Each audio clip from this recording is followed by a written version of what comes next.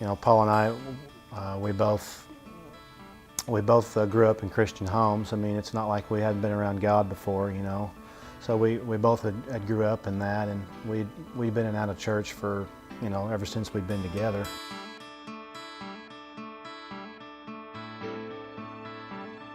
We've been at James River for a long time, but we just never really, you know, got plugged in. I had pretty much given up. Church was the last thing on my list. I didn't want to be there anymore. I felt like,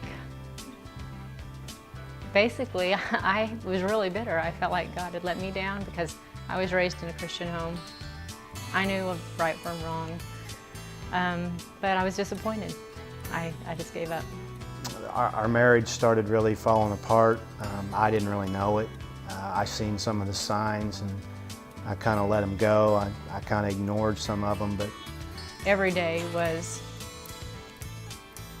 very bad in our household. I mean, we even had our kids, you know, saying, "Would you guys please stop yelling at each other?" It got real bad.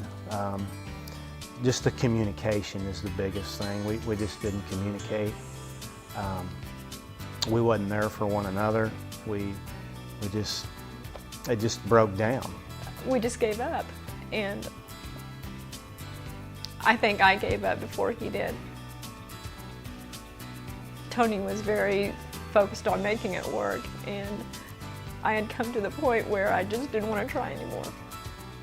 I remember one morning we had a bad morning, and you know, it started off that way, and I said, you know what? I said, I'm just gonna leave, and went to Village Inn down here in Ozark for breakfast before I went to work, and I was in there by myself, and the couple booths away was Todd. He was sitting there by himself, and then just within a couple of minutes, Barry and Brian showed up, and I'd recognized Todd from church. He had gave a testimony in one of our classes, and I just can remember sitting there thinking to myself that this is so odd for me to go out to breakfast by myself. I never do anything by myself, let alone go eat breakfast. And there was a reason for me being there. There was a reason for me seeing that. And I can remember just sitting there for quite a while, listening to Todd and Barry and Brian, listening to them all talk about their plans and what they had in store for the class and what God had in store for them.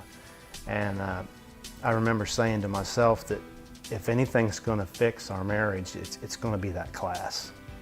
I got to get in that class. I got to get in that. Looking back on that moment of where I was breaking down, I always remember when I was a little girl the message, raise a child in the way they will go and they will never depart from it.